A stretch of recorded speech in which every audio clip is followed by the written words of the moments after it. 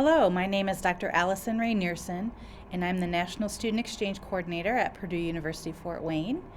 And I am here today to talk to you about the National Student Exchange Program. And just to let you know, we also have an Assistant Coordinator, Courtney Sullivan, and we're both located in the Career Development Center in Kettler, room 109. Welcome to the information session. Just so you know as well, if you'd like to have all the handouts for today's presentation, do go to pfw.edu/NSE and you can find all our handouts. All right, let's talk about the National Student Exchange Program.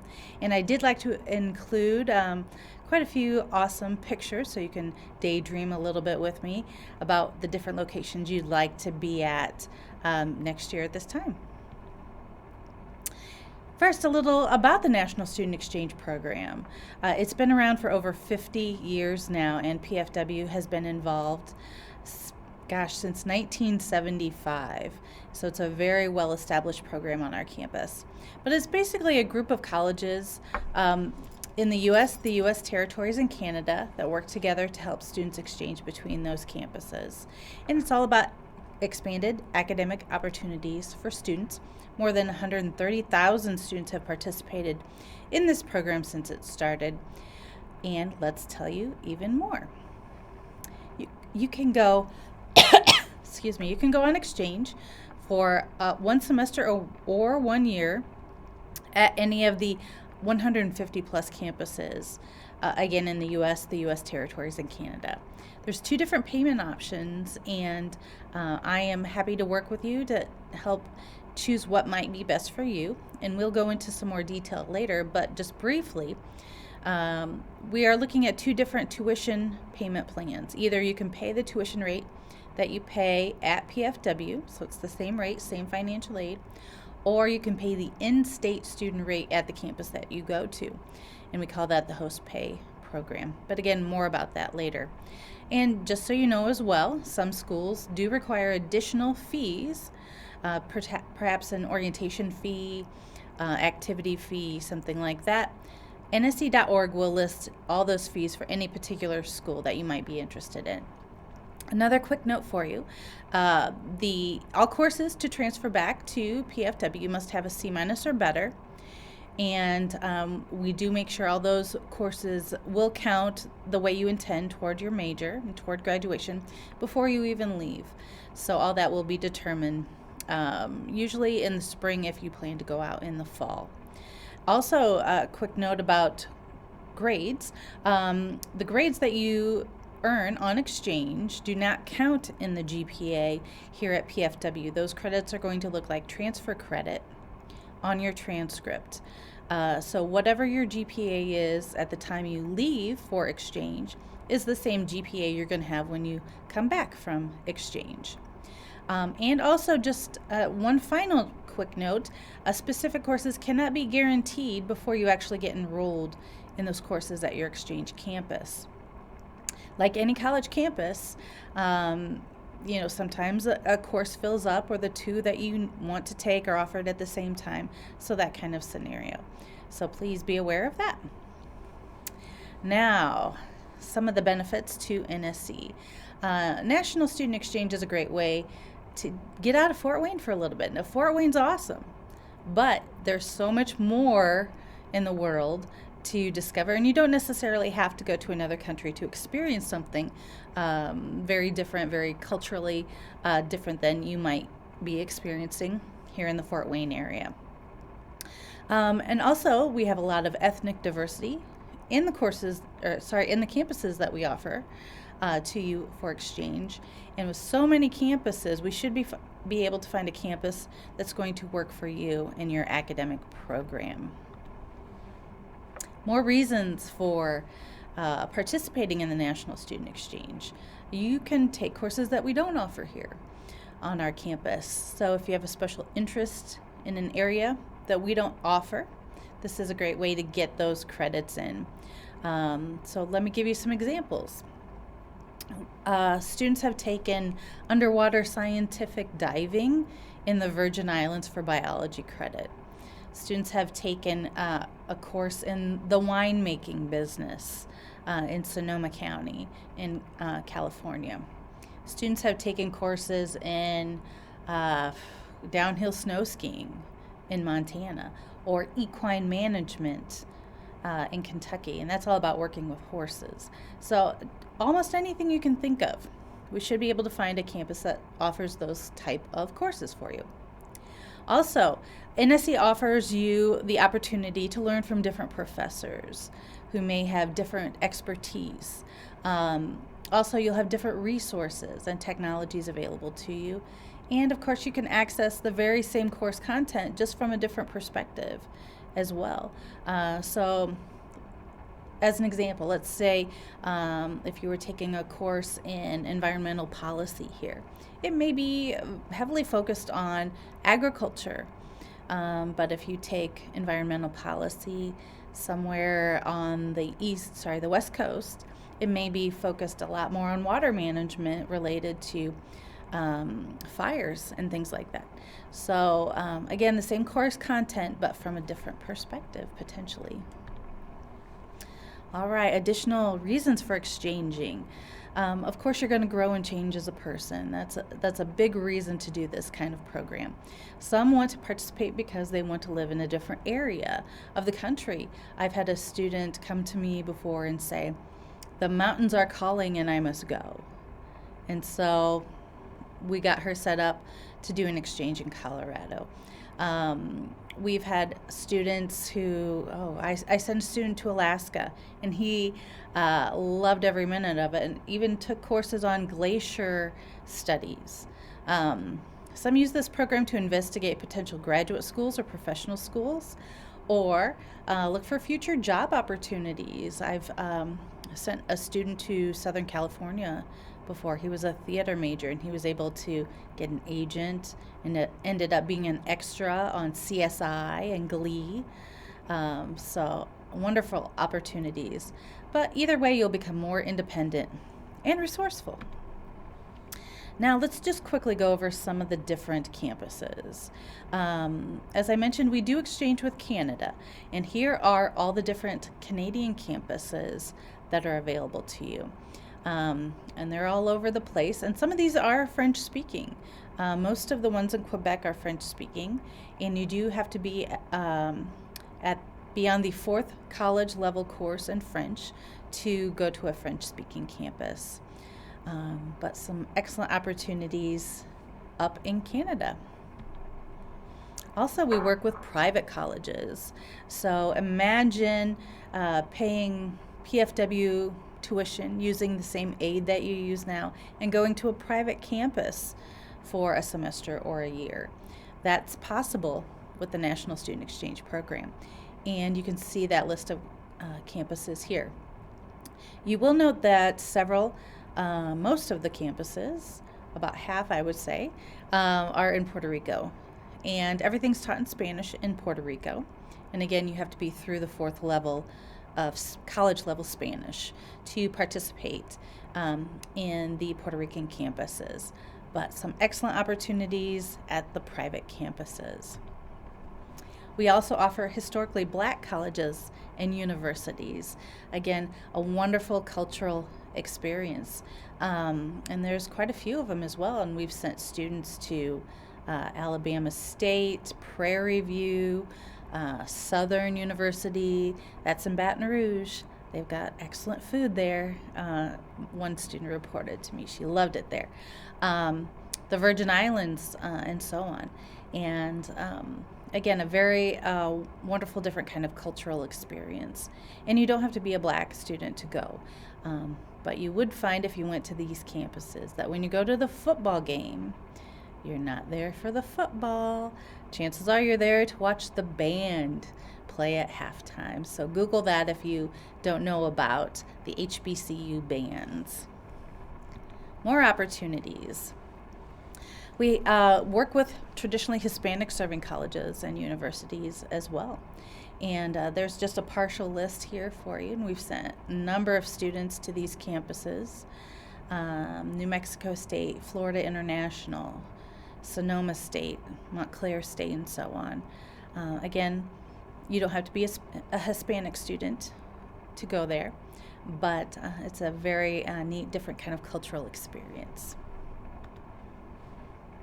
And here's a list of all the different locations where we have sent students from PFW in the last year or so. And you can see they've been all over: Mississippi, Florida, Louisiana, Pennsylvania, New Orleans, Hawaii. So there's no one perfect location for every student. We want to do our best to match you with the goals that you want to achieve while you're on exchange. So for some people, they want to be near family. Some people want to be maybe within a day's drive so they can easily come home on the weekends or for vacations. Some want to go where there's a well-renowned faculty member doing research in a certain area. Some just want to be warmer and go somewhere where they can enjoy that kind of weather, or colder. So there's so many different things to keep in mind. And if you can start writing down those things that you want out of your exchange experience, that's going to help you make some decisions about the campuses you would be interested in. Now, just to let you know, we do have students who come to our campus through the National Student Exchange Program. They choose our campus, Purdue Fort Wayne, and I'll tell you right now, PFW, Purdue Fort Wayne, is kind of the hot location for students from Puerto Rico. Most of the students we've gotten lately are from Puerto Rico, and so it's my honor and privilege to be able to show them around our area and introduce them to things that they aren't used to. So that would include taking them to the zoo, going to Cedar Point, going to corn mazes in the fall, and so on. And it's a fun part of my job for sure, and they sure enjoy it. Let's talk about cost. For the National Student Exchange Program, there is a $275 non-refundable application fee. So everyone will need to pay that at the time their application is accepted. Other potential costs: if you decide to exchange to Canada, there is an international trip insurance that Purdue requires, plus a passport or visa. Now, the trip insurance will cost a couple $100 per semester, depending on the dates, how many weeks and so on that you will be gone, how many months. So $275 is for everyone, that application fee, and then some additional fees for students going to Canada. Now, room and board. You will pay your room and board at the host school, whether that's on campus or off campus. Some campuses require that you live on campus. Some don't have campus housing. Some don't care where you live. So it really depends on the school. Now, do note also that you will pay any lab fees or course-specific fees at your host campus. So that means, let's say you're taking a chemistry course and there might be a lab fee for that. You would be responsible for that. Additionally, perhaps a studio art fee. Potentially there'd be that kind of course fee as well. So again, you'd be responsible for that kind of course-specific fee. Now, cost of living definitely is going to be different in a lot of places. Boston, New York, places like that, Los Angeles, things can get very expensive, just daily living expenses. Hawaii, definitely as well. So, please keep that in mind as you're making some decisions about the campuses that you're interested in. Also, travel expenses, you will be paying your own way to get wherever you're going for your exchange. Most students just load up their car and drive wherever they need to go.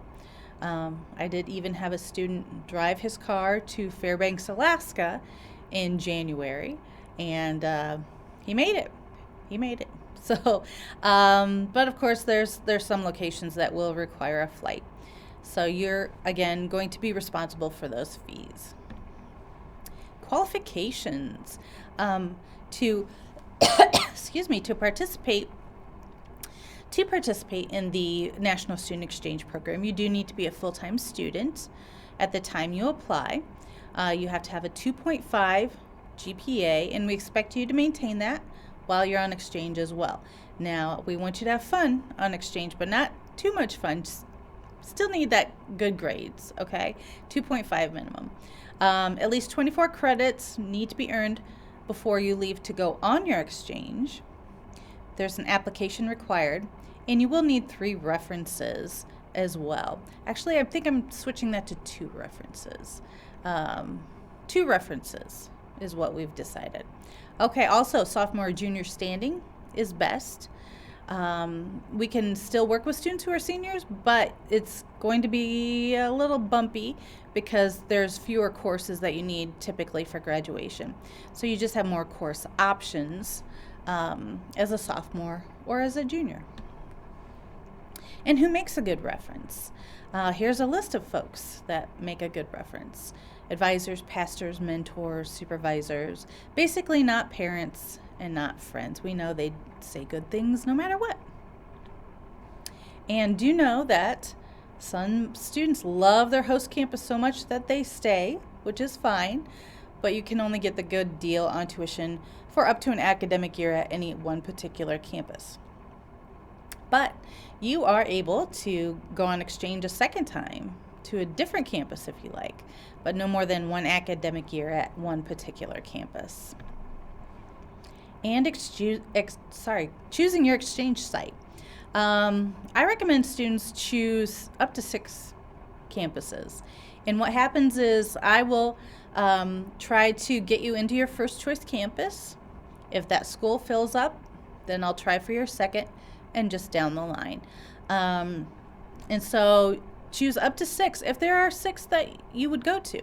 If there's only 2, then please only choose 2. And you can research those different campus options at NSE.org. And as I mentioned before, know what's important to you. Write those things down. Maybe it's location or courses in the major or being close to family or whatever the case may be. That will help you make decisions.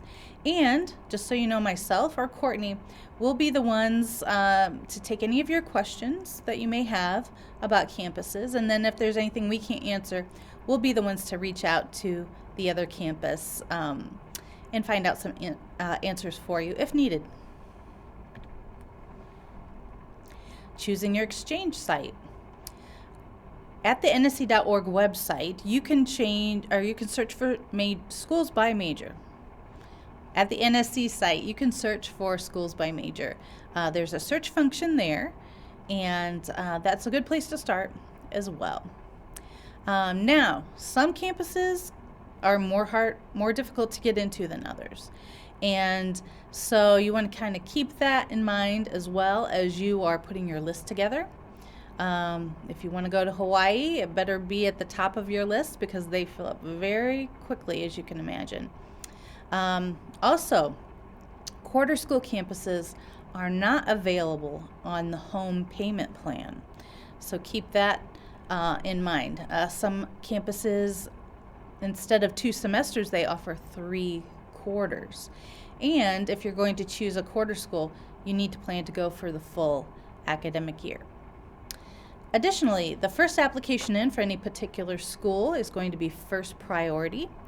And so let me explain briefly what that means.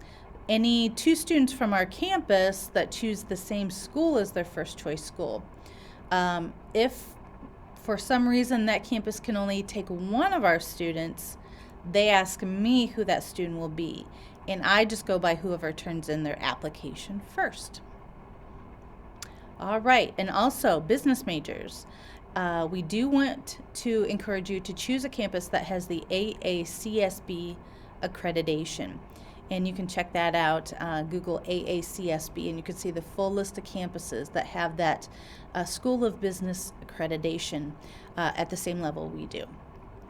Also for education majors, we just want to make sure that you understand you can't take block courses in education while you are on exchange. We do have a budget planning sheet, and we'll take a look at that as well. All right, payment. So the $275 non-refundable application fee, we're going to add that to your NSE or add that to your PFW account. And we're in the process of moving that so that it can be also paid directly with your application. So watch for details about that change coming up. Also, other fees. Remember, when you're paying housing and things like that, housing fees get paid to your host campus if you are living on campus. Also, tuition payments will either be paid to PFW or to the host campus, depending on which payment plan that you have chosen. All right, and we've got two different, timelines. Two different timelines for students. One timeline starts with students applying in January and February, and we call that priority placement. You apply in January and February, and we then finalize your your placement in March for the following academic year. And I can usually email you right at the beginning of March to let you know which campus has accepted you. Now, after that process is complete, we still have a lot of campuses that have openings. Not all of them, but quite a few, up to 75% or so. So, then we go into direct placement mode. And basically, you just meet with myself or Courtney, and we could share with you which schools are still open and available. And then we can finalize that placement basically about any time. So we'll accept applications on a rolling basis after March for the following year. And now let's go into those tuition payment plans that I mentioned. Now do remember, not all campuses offer both plans though. The first plan is Plan A, or the host pay system, where you pay the in-state rate at the campus you're going to be attending.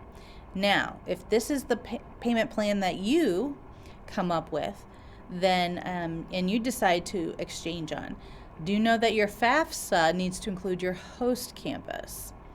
Also, you don't get any of your state aid, and that includes 21st Century scholarships, Chancellor scholarships, PFW scholarships.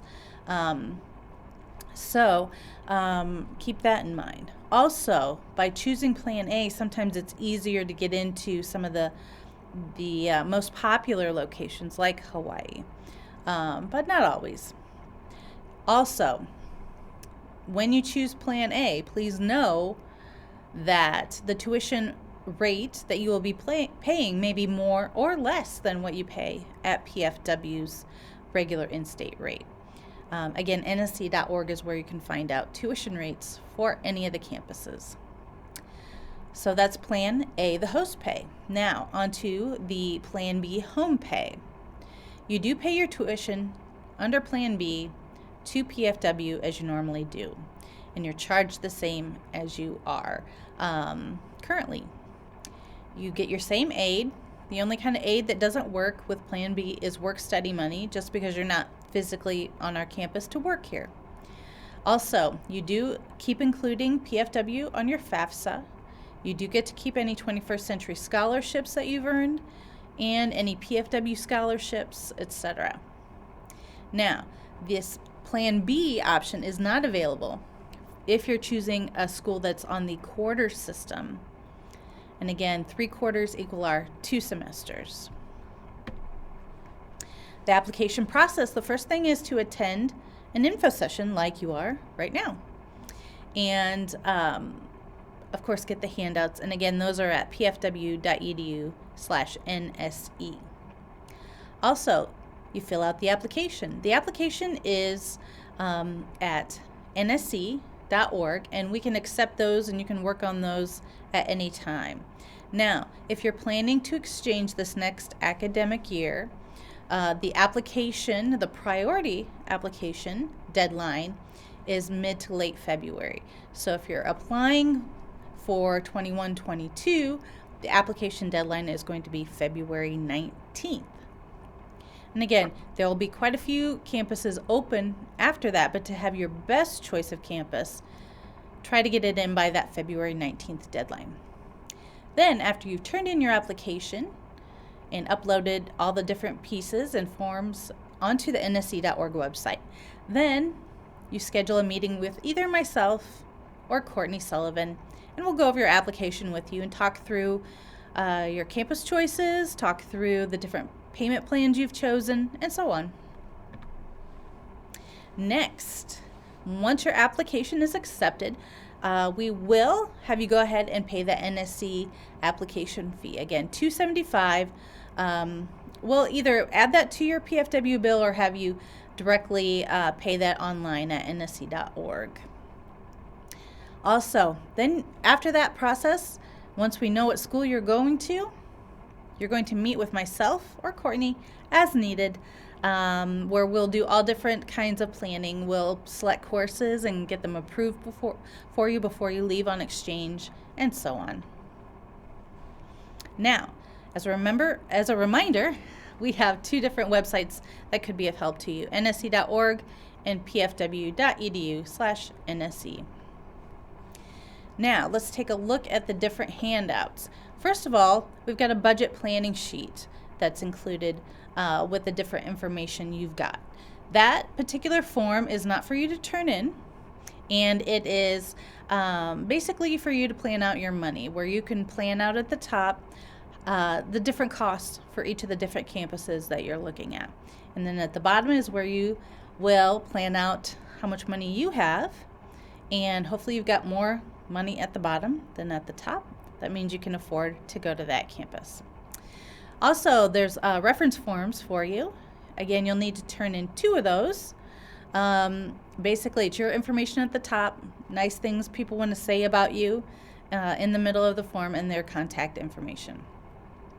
Also, you'll see a sample advising agreement as well, where you can get an idea of how we're going to plan and get your courses approved. If you choose to be on the home pay option or the Plan B option, we will need you to fill out a verification form and turn it in 2 weeks before you actually, 2 weeks before PFW starts its term each semester that you're gone. And that is just for financial aid purposes, so we can verify that the courses you have enrolled in on exchange are going to count toward your degree here. Also, there's a signature page where you're going to make sure that your advisor knows about your plans to go on exchange, and also a few different things that you are agreeing and understanding, including that while you're gone on exchange, your courses, you'll be enrolled in a course at PFW that will be SA 499, 49901, 49902, one of those courses. And that's just a placeholder course for you. And that course in particular is not going to count in your blueprint, but the courses that transfer back will count as approved before you left. Also, just a reminder of the timeline. You'll have a handout for that, and a campus selection page. And that particular form, it's actually just a worksheet where you can get some good ideas of things to think about as you're making decisions on your campuses. Please remember, Courtney and I are available to talk to you about your different campus choices as well. We're happy to work through that process with you. And my favorite quote. This is from Mark Twain. 20 years from now, you'll be more disappointed by the things you didn't do than by the ones you did. So throw off the bow line, sail away from the safe harbor, catch the trade winds in your sails, explore, dream, discover. College is the perfect time to do this kind of activity. When else can you go somewhere else for like 4 or 5 months or an academic year without using vacation days? It's just an excellent experience, and for a lot of people it kind of ignites something within them, and all of a sudden they are loving educational travel. I had one student who went on exchange to California, and he liked it. He liked it so much he started doing international exchanges too, and went on to go and visit and travel internationally. He exchanged to South Korea. He started going to Norway with friends for fun. And then finally, he ended up working in China. So that could really, that this experience could change the trajectory of your life, basically. And you never know what's going to happen on this kind of adventure. You could find a new major that you love. You could find a new location that you want to move to after graduation. So many different opportunities. And after you graduate, you don't get as many vacation days. You don't get the opportunity to just be gone that long. You've got too many other responsibilities, likely. Mortgage and, that kind of thing. Things that keep you kind of where you are. So again, I hope you take advantage of this opportunity. Here's contact information again for myself and my assistant coordinator, Courtney Sullivan. Again, we're in the Career Development Center in Kettler Hall, room 109. And you can make appointments with either of us by going to the Career Development tab in the Go PFW system. It's through Handshake, so just go into Handshake and set up an appointment. We'd be happy to meet with you and answer any questions that you might have. And then that is the end of the presentation. So I look forward to hearing from you. If you're interested in the program, I'd love to work with you. Have a great day.